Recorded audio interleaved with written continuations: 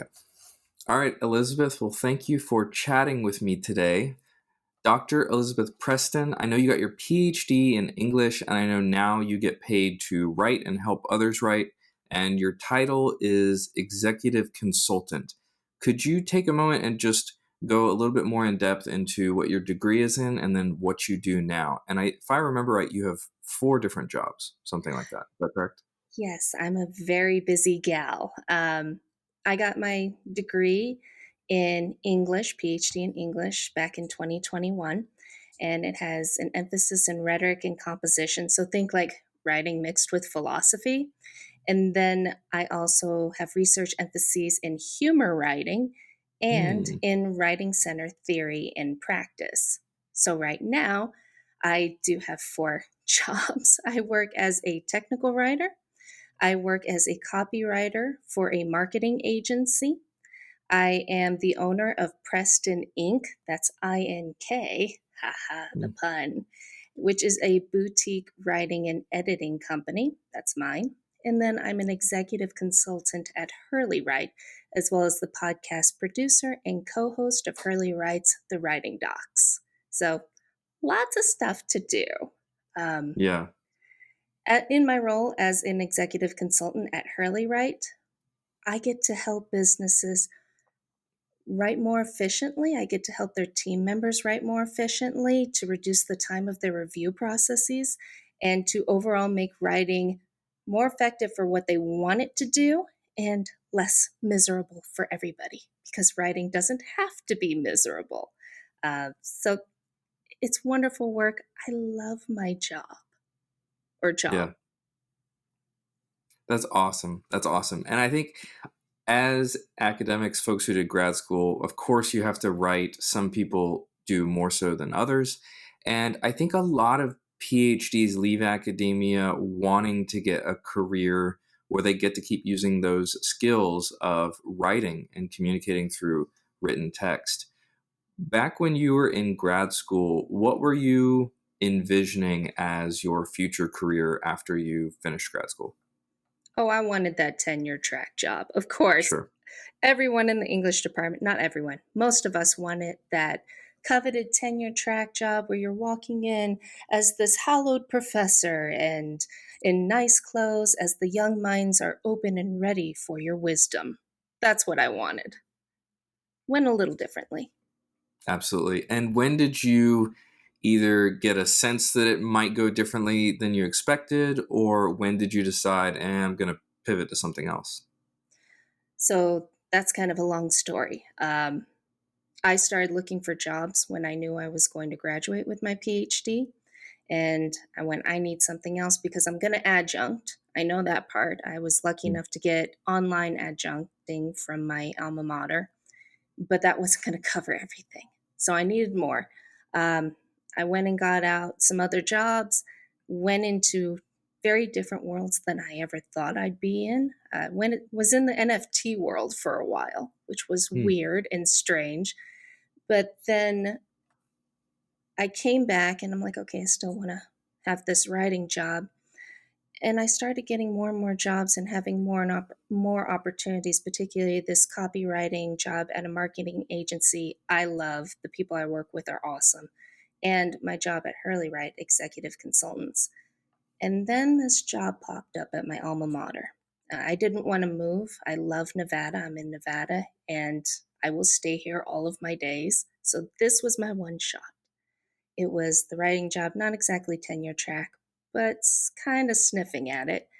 And I went, if I do this, if I apply and I get it, I have to give up everything.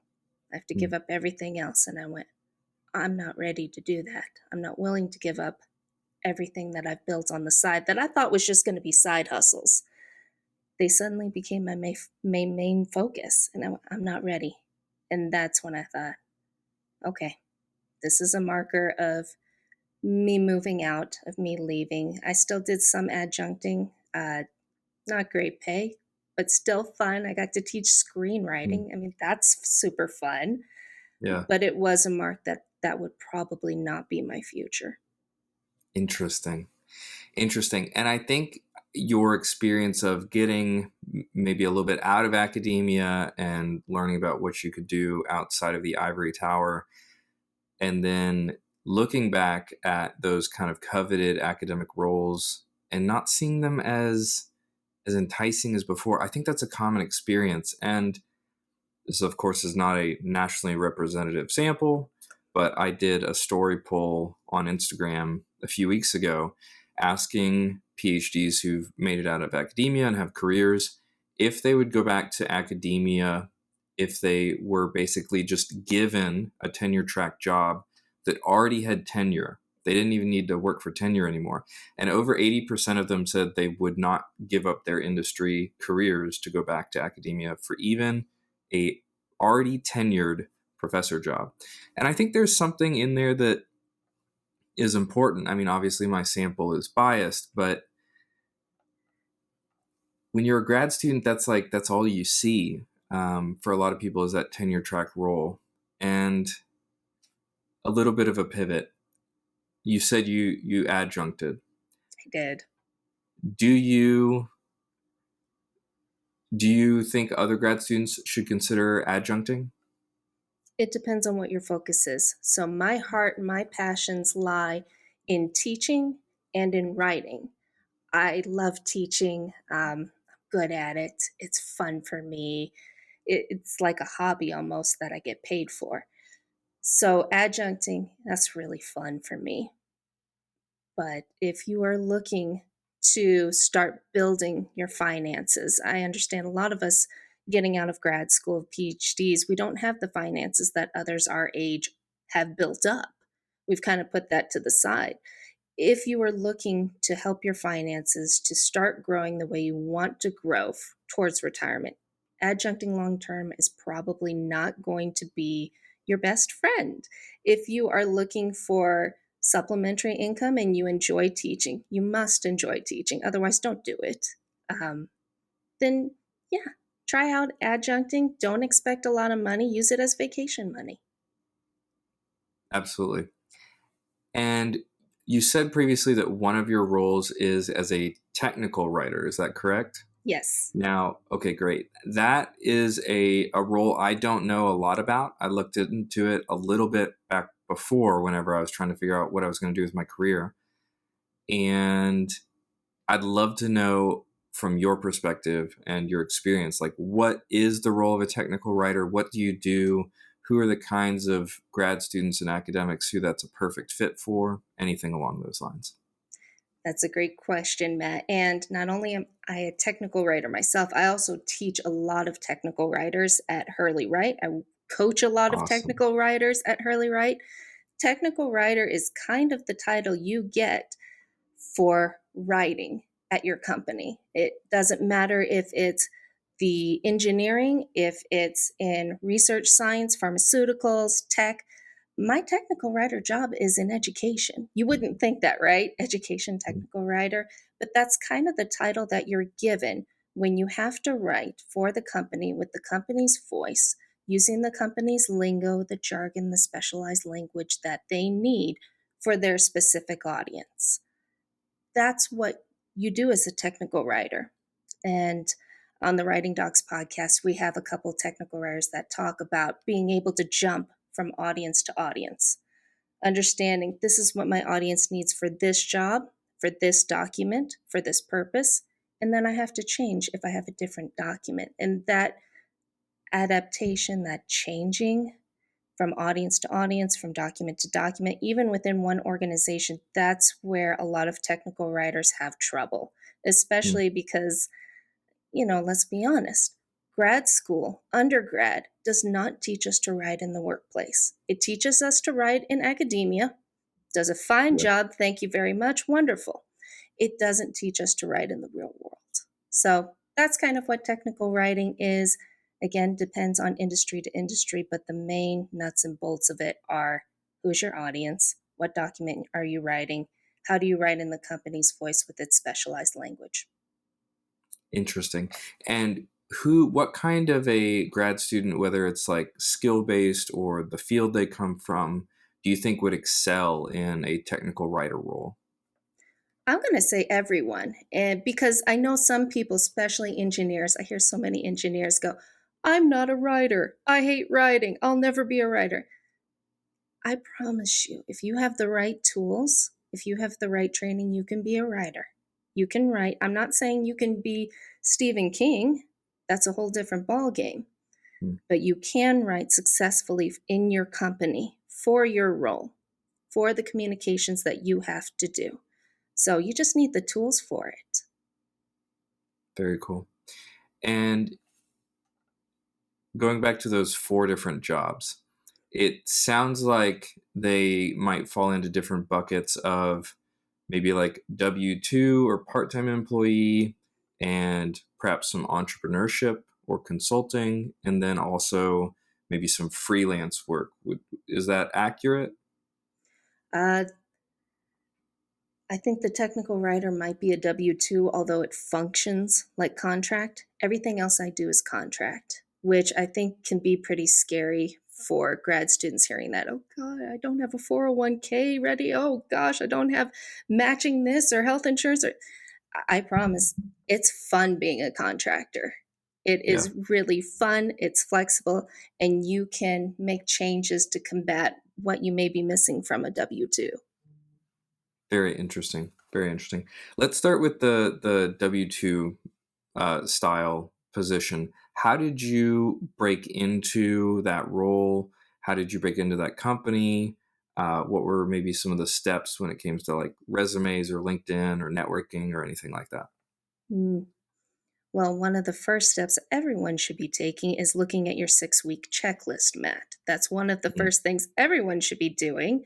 Um, I followed you on Instagram at the time, so I was looking at your tips and your guidance, and I was altering my resume to fit what you were saying because I did what a lot of PhDs do when they get out of academia.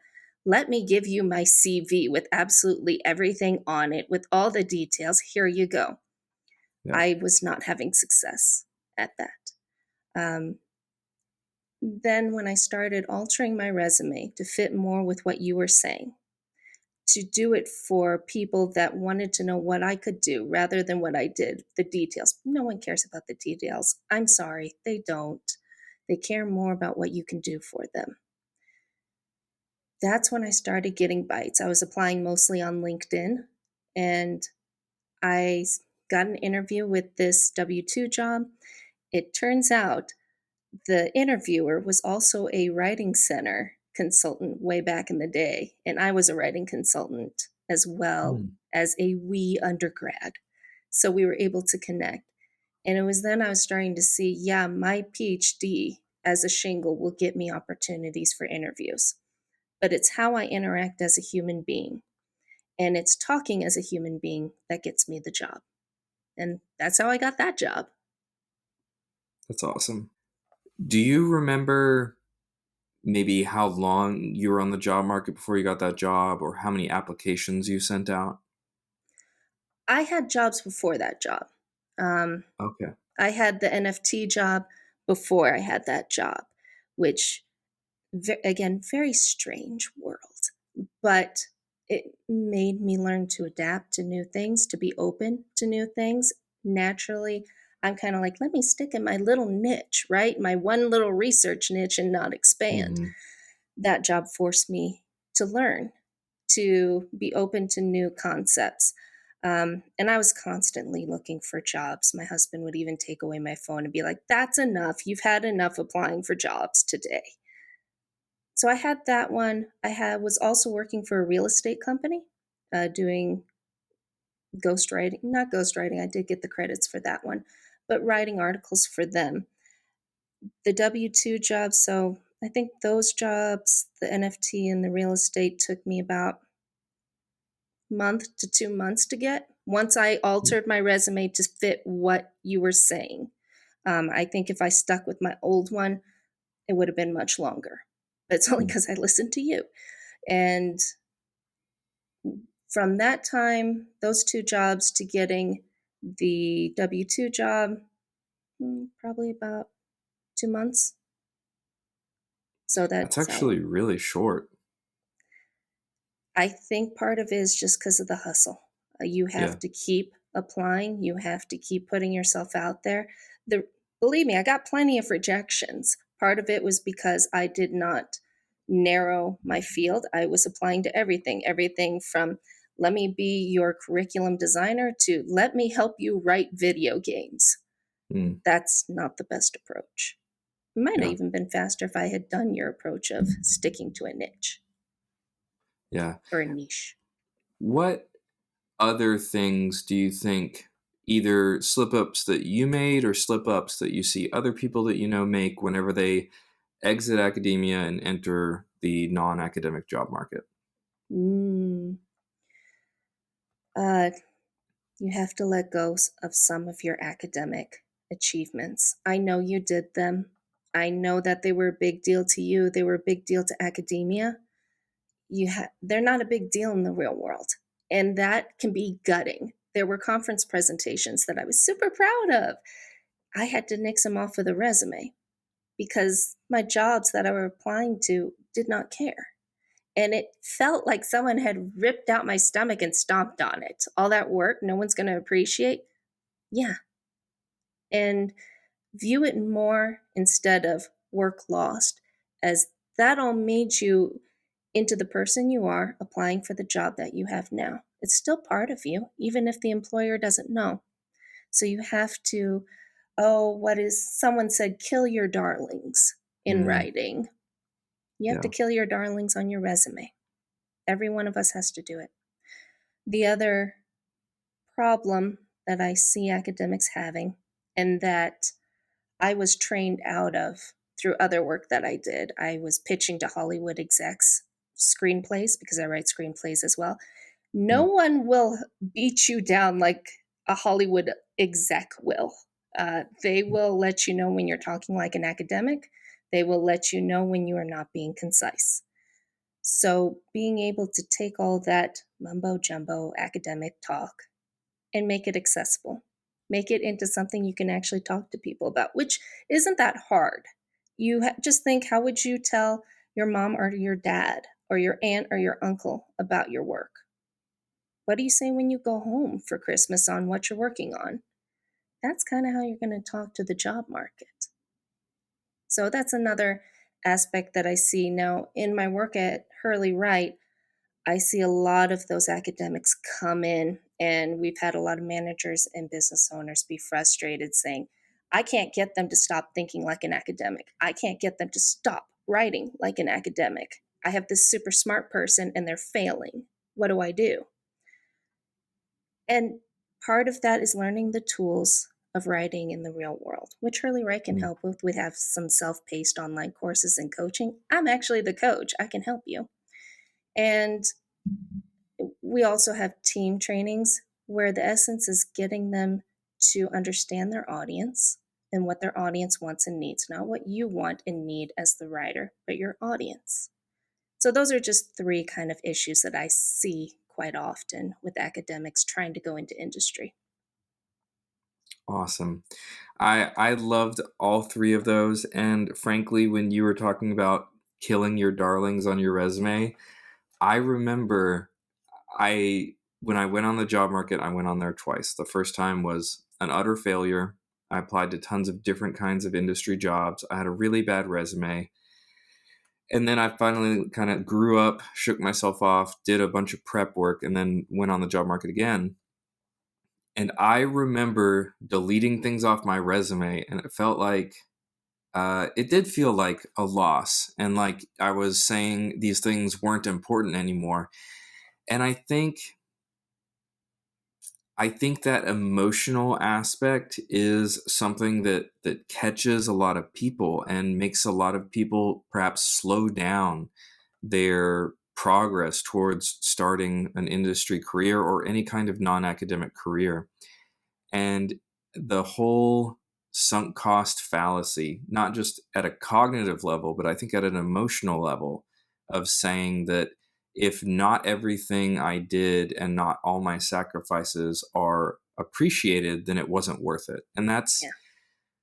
that's just not true. And then at a practical sense, it's like, your resume is a marketing document. I mean, it should be catching attention. It's not about you, it's about the person reading it.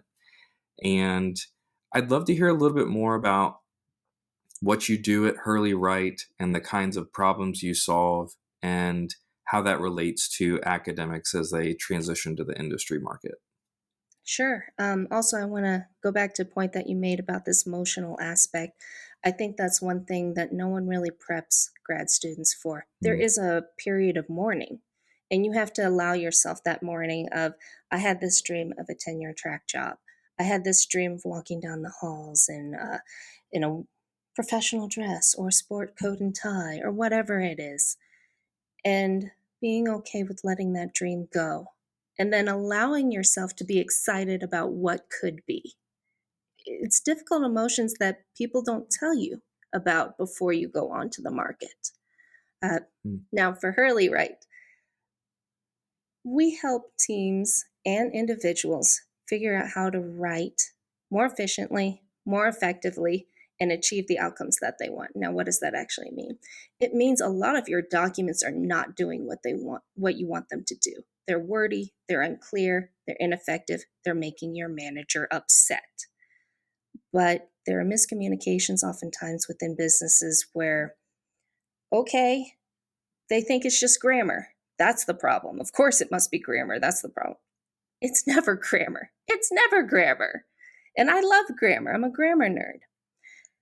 Rather, it's changing this good critical thinking and problem solving skills that these academics have and making those fit what the real world, what industry needs. It's not getting rid of everything, it's changing it and reframing things to understand what is needed.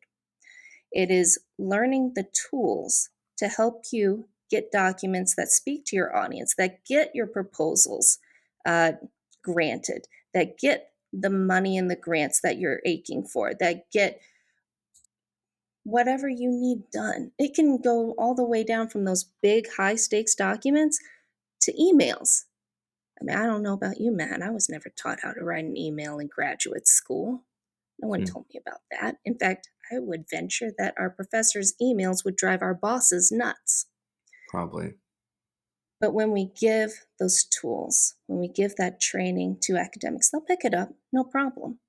And then you see their communications actively being effective, being efficient, and making their professional lives a lot easier and their managers a lot happier.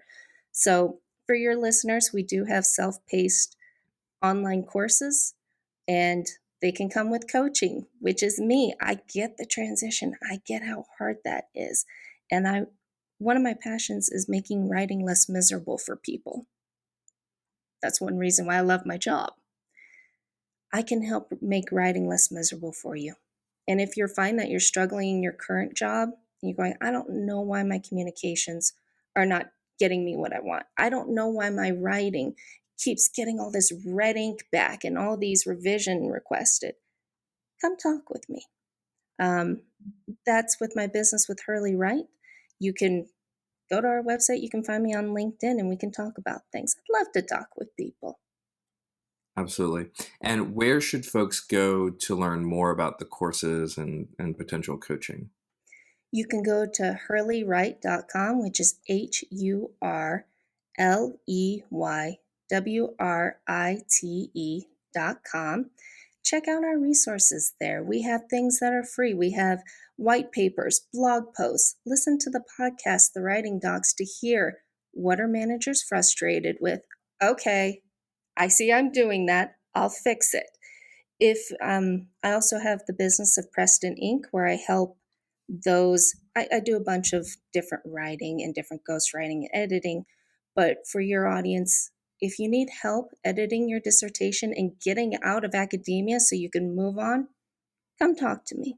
Or if you need help doing a digital writing portfolio, because if you are doing any sort of writing, if you're applying for jobs, you should have that digital writing portfolio to show employers. That's going to put you ahead above the rest and help to show employers, I can make this transition from academia to industry. Let me show you. then come talk with me. That's not a Hurley Wright, that's more Preston Inc.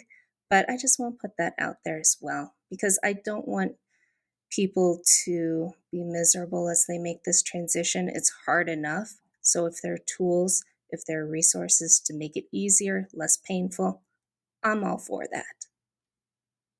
Absolutely. And I'm happy to put a link to the website in the description so anyone listening or watching can click the description and get a link to Hurley right there. Thank And you. of course, and the other thing I wanted to say was I was, of course, interviewed on your podcast, The Writing Docs, yesterday. Now, this episode will come out probably before my episode with you yesterday. But whenever it does come out, I'll plug away to get people to go over there and check that out. Could you let us know, what does the Writing Docs podcast cover? What kind of content do you talk about? We mostly focus on the industries pharmaceutical, technology, engineering. However, there's still writing principles and tools that we give that everybody can use. Uh, it's great for writers who want to move into writing that does what they want it to do, that meets the outcomes that they want. It's also great for business owners, for thought leaders, for managers to understand. For your episode, for example, managers, if you're wondering why academics are having problems with this transition from academia to industry, you tell us why, Matt. You give us the framework that has to be changed. You give us uh, kind of the inside scoop. Oh gosh, that sounds so clickbaity, but it's true on why that is. So it's kind of like, here's what academia forgot to tell you. Yeah. Yeah. And I think that's a great point. I think there are academia, I think, sees a very small incentive or no incentive for preparing graduate students for employment outside academia. And I think it benefits academia to have this huge burden or this huge amount of PhDs that need employment and want to stay in academia and get jobs there because they just don't know anything else.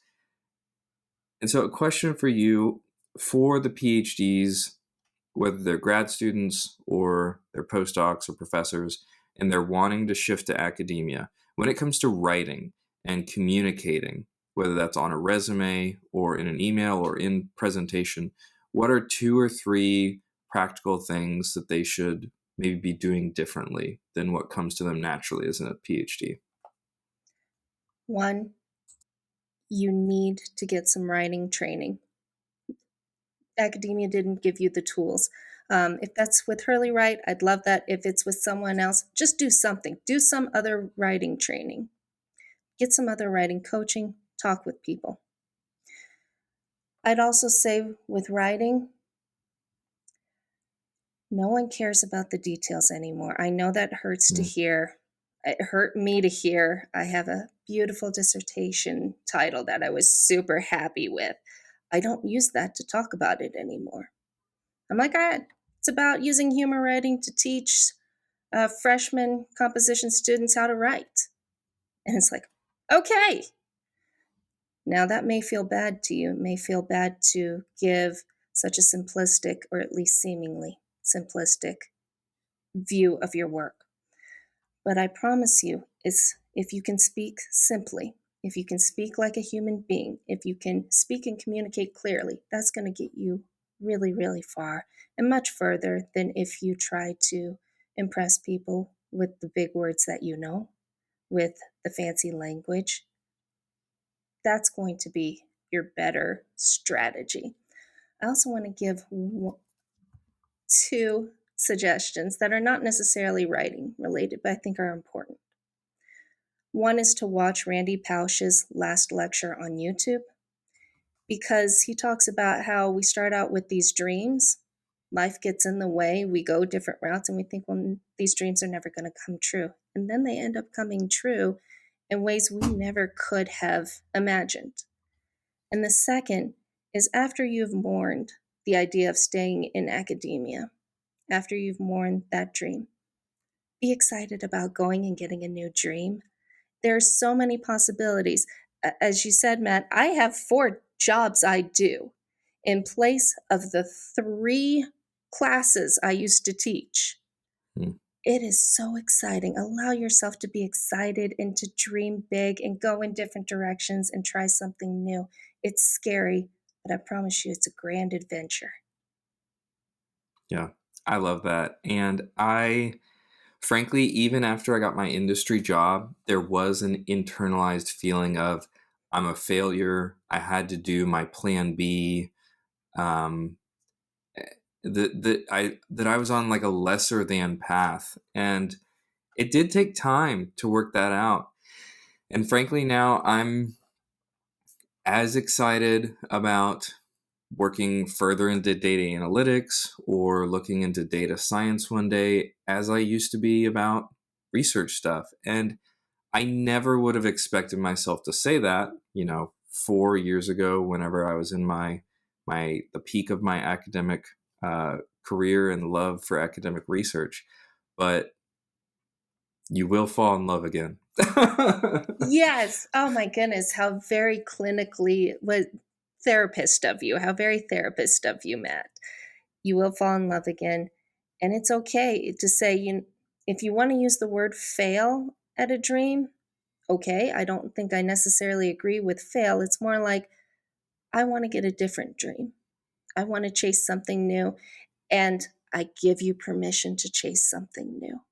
It's Yeah. okay. I give you permission to be excited about the unknown. Mm. Yeah. I love that. Elizabeth, is there anything you wanted to chat about today that we didn't get to already?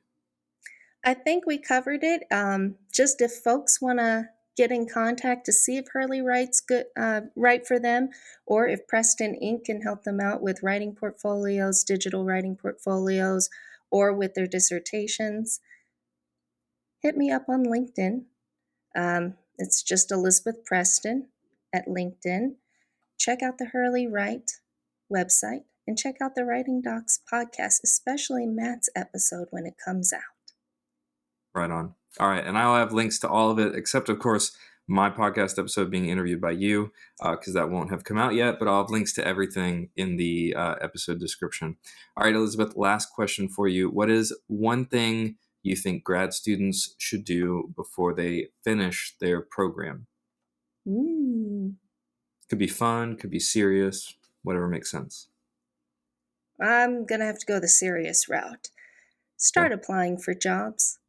Get out there, make those mistakes, then go check out Matt's 6-week checklist so you can fix those mistakes, and then keep applying. And if you get those rejections, yeah, it's fine. It's okay. Rejections happen. Don't count them. Do not count your rejections. That does not help. Mm. And just keep applying. You never know where life's going to take you. Absolutely. Absolutely. Well, thank you so much for chatting with me, Elizabeth. This has been awesome. Thank you, Matt. All right. Talk to you later. Bye. Bye.